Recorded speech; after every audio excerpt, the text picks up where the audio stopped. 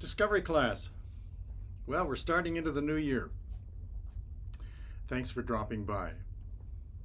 We've been studying the life of Joseph from the book of Genesis. So let's look in at where he is in this journey. Most of the story of Joseph took place in Egypt. Now watch what's happening. The whole scene is going to shift. Genesis chapter 42 opens in Canaan. 20 years have passed since we've heard anything from Jacob's family. Even through the years, even though they were silent, they weren't silent in the courts of heaven. God was still acting. The salvation of Jacob's family from starvation is just about to take place. The whole purpose which God had in store for Joseph is now about to happen.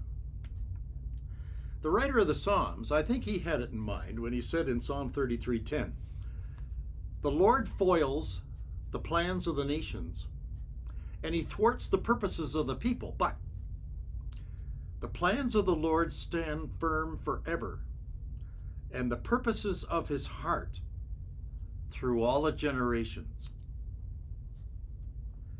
Now, in our story of Joseph, God's plans are going to unfold.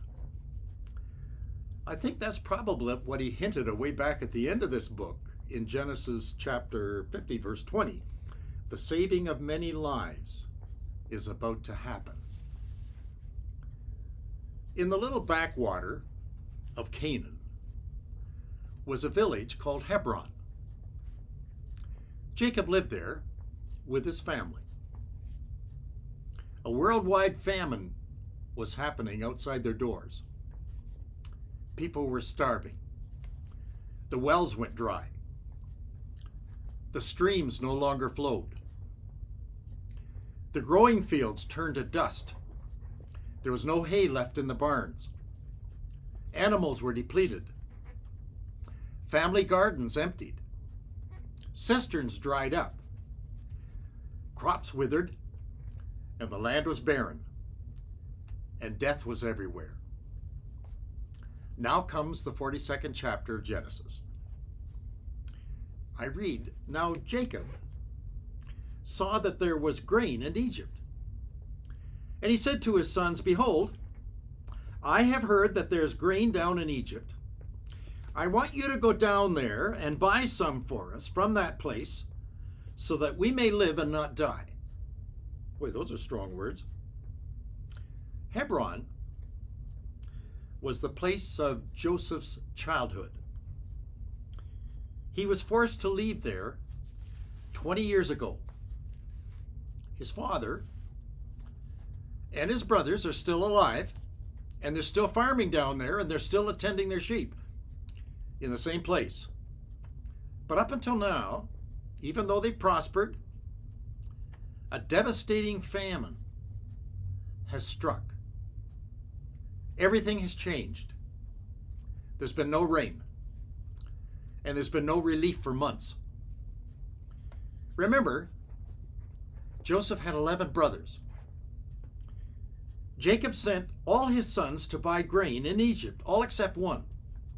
His youngest brother, Benjamin, was kept back. He was the one remaining child of Rachel. You remember that, Jacob's wife, who died giving birth to Benjamin. All of Joseph's brothers are now middle-aged men. They have families of their own. You can be sure that they never mentioned the violence that happened between them and their brother Joseph. They didn't know that their brother, they sold into slavery all those years ago, is now second in command in the land of Egypt. They didn't know that. Now think of Joseph for a minute. He hasn't heard from his family in 2 decades. Do you suppose he ever in his mind ever thought of them? Where his brothers were living? I think over time it crossed his mind. He thought of the welfare of his family.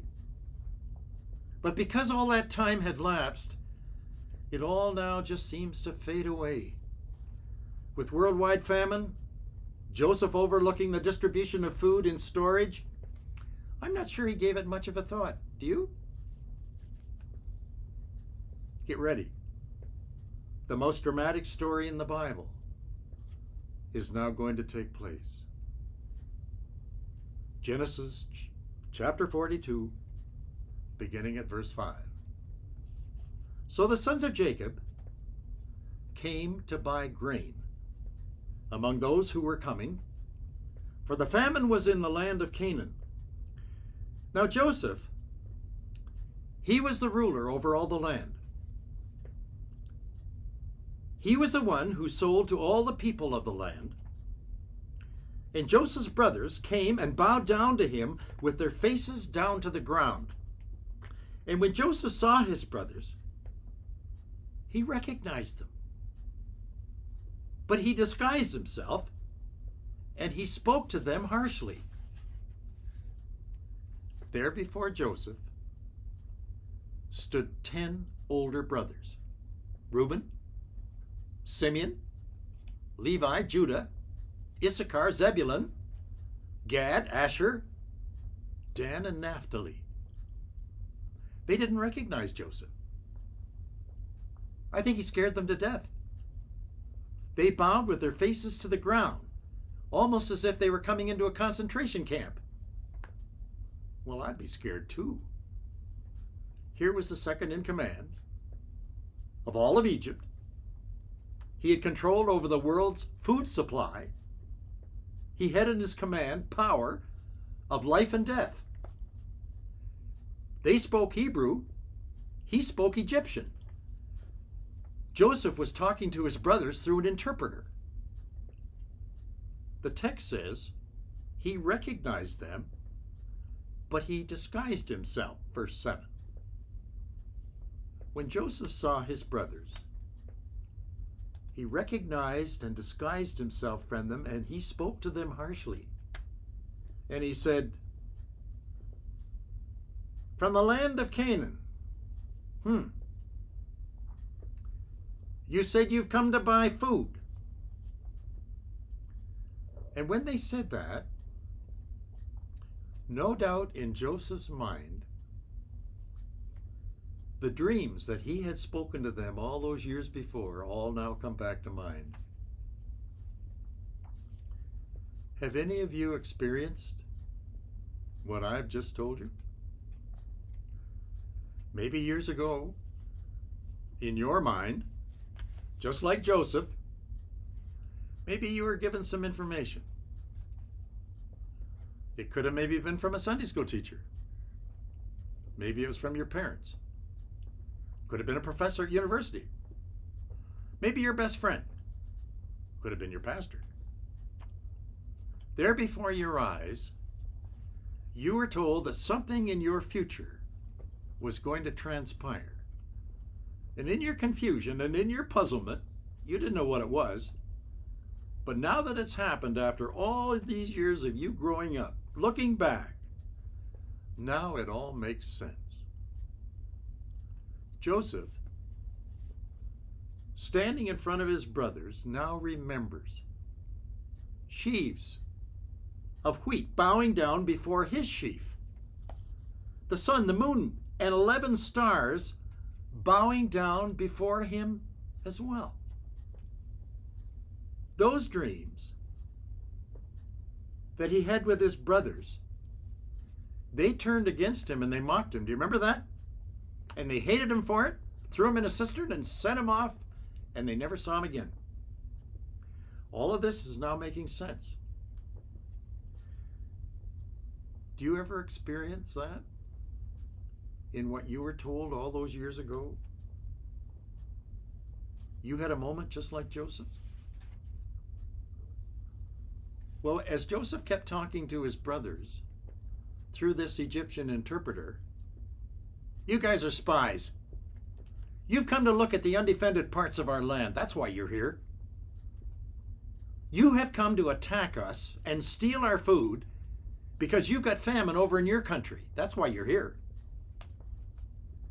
Hearing this, his brothers are scared to death. They bow down with their faces right on the ground. We're not spies, they said.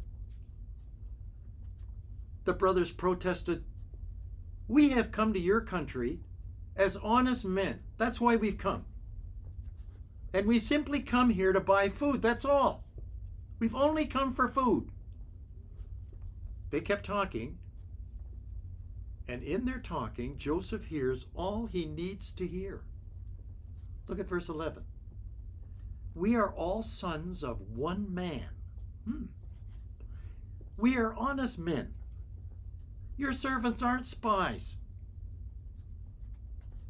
Joseph interjects, Yar so. You've come to look at our undefended parts of our land, and you've come to see our weak defenses, and I know you're going to come back with your army and take us over. Now, almost in tears, the brothers say to Joseph, through the interpreter, your servants are 12 brothers in all, the sons of one man in the land of Canaan. There are only 10 of us here. The youngest is back with our father today. And one is no more. Be Joseph for a minute. His whole past history is being spilled out right in front of him. Especially the words, and one is no more. He has been reduced by his brothers in their memory. One is no more. Joseph to them no longer existed. In this interview with his brothers, Joseph accused them 3 times of being spies. What he got out of them was all the information he needed. His father, he was still alive. Benjamin, his youngest brother, still alive, back there living with his dad. Joseph, well, I guess he had died. One we have that's no more. Hearing this, Joseph drops the hammer. Listen to the text. And Joseph said to them, it's as I said to you, you are spies. I'm going to test you to see if you're going to be telling me the truth. By the life of Pharaoh, you're not going to leave this place unless your youngest brother comes down here and I see him. What do you think of that statement? The hearts of these 10 brothers standing before Joseph must have melted in fear. They just fell apart. Joseph, true to his word, he arrested them on the spot. And he threw them into the dungeon. And he left them there for 3 days. After 3 days, they're brought before Joseph. And now listen to verse 18. Joseph said to them on the 3rd day, this is what you're going to do if you want to live. I fear God. If you're honest men, let one of your brothers be locked in this prison, and the rest of you, you can go home. You can carry your grain. I'm going to give you your grain, for the famine is going to be in your household. But I want you to bring your youngest brother back to me so that your words may be verified and you won't die. Can't you picture what's going on in Joseph's mind? I wonder what my little brother Benjamin looks like. I wonder if he looks like me. What about my father? I wonder if he has Alzheimer's now. Would he recognize me if he sees me? His brothers, they all have wives now. I wonder what they look like. He longed, no doubt, to see them, his whole family, all at once. Curiosity must have gotten the best of him. Anyway, Joseph picked Simeon as the hostage to remain in prison. And before the remaining 9 brothers left to go back to their father, 2 things happen. First, the brothers have a conversation between themselves in Hebrew. However, they're not aware. Joseph, their brother standing in front of them, knows exactly what they're saying. Here's what he read. Verse 21. Truly, they say, we're guilty. We're guilty concerning our brother Joseph, because we saw the distress in his soul when he pleaded with us, and yet we wouldn't listen. I'll bet you that's why this distress has come upon us. What afflicted him, we're now paying for it. Truth is going to come out right in front of him. The Bible tells us that Joseph turned away from them when he heard this, and he wept. He was overcome with emotion. He took Simeon from them, bound him, tied him up, put him in the dungeon. That's the first thing that happened. Simeon had to stay behind. Joseph heard their remorse over how they had treated him. He heard that. Here's the second thing. Verse 25. Then Joseph gave orders to fill their bags with grain and put every man's money back in his sack, and to give them provision for the rest of the journey. When you treat somebody that way, the way the brothers treated Joseph, you might think you got away with it. You don't. Eventually, your unkind treatment is going to come back, and you're going to pay for it. You can be sure your sin will find you out. When that harm and that hurt and that pain that you brought on somebody else revisits you, it's going to change you.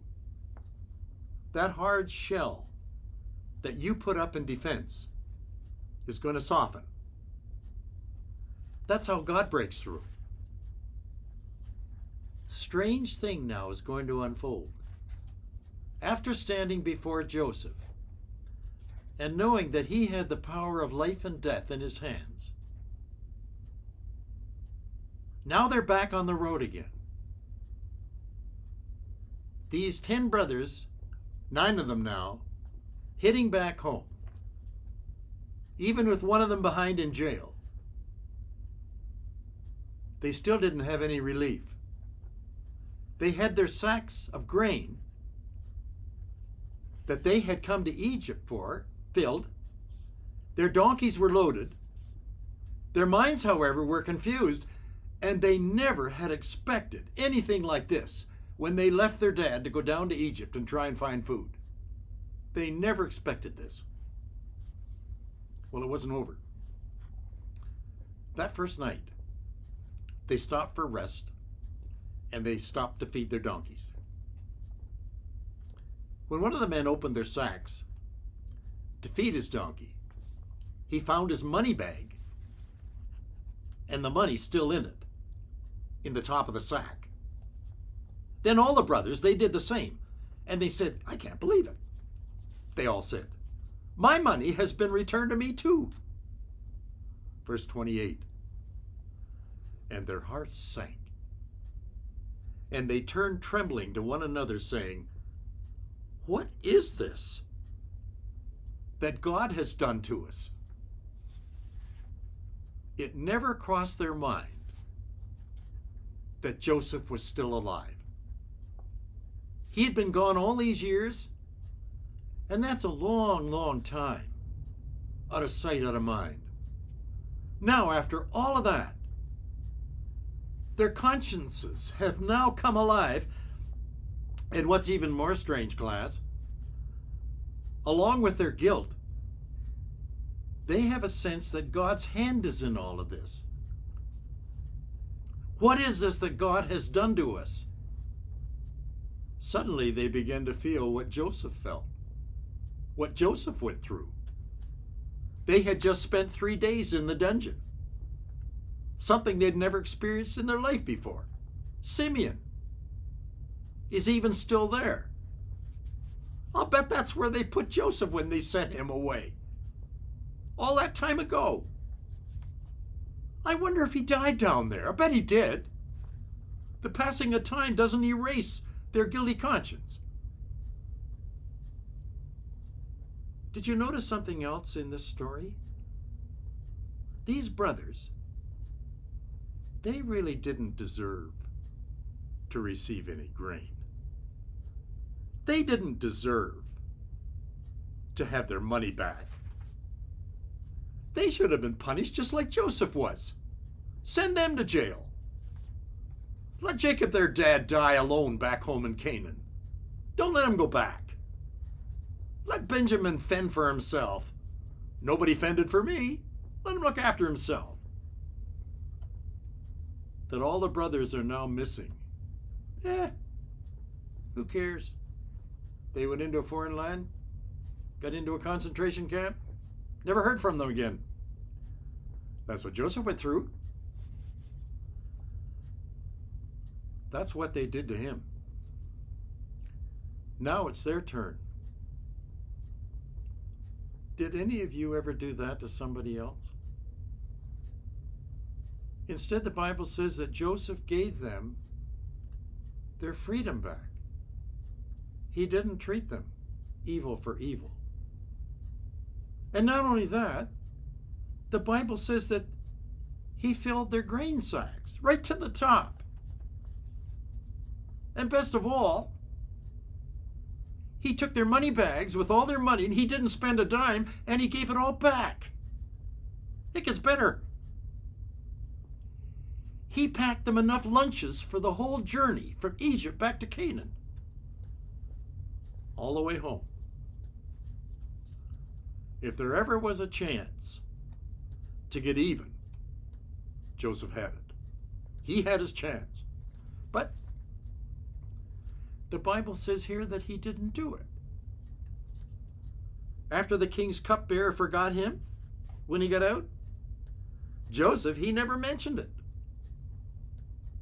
When the opportunity came, when Joseph was the most powerful man in the country, Joseph never sought revenge. He didn't try to get even. The Bible says that he kept his eyes on the Lord, and God in turn kept his heart right. Tell me this. 2 things. 1, how do you not retaliate? 2, how do you practice grace and forgiveness when you've been treated just like this? Do you keep score? Do you have a hit list of all those that have hurt you? If you do, let me tell you what it's doing for you. You aren't your own person anymore. Your personality has changed. You've grown hard. You've become calloused. You've become very defensive. It's warped who you've become. You question everybody else's motives. You may not know it, but you really backed yourself in a corner. Listen to me. That's a horrible way to live. Just ask the brothers of Joseph. That's how they've been living. Do you want to change? You can become that other you, you know. That's what the cross is all about. Forgiveness is removing the hit list. Jesus replaced death with life. C.S. Lewis, I think he put it best when he said this: being now in harmony with God, you have become a creature of joy, a creature of peace, a creature of knowledge, and above all, a creature of power. Remember what the brothers who hated Joseph once said: we will make sure you don't rule over us. The next time we get together, the brothers are going to find that God has a great provision all set aside just for them.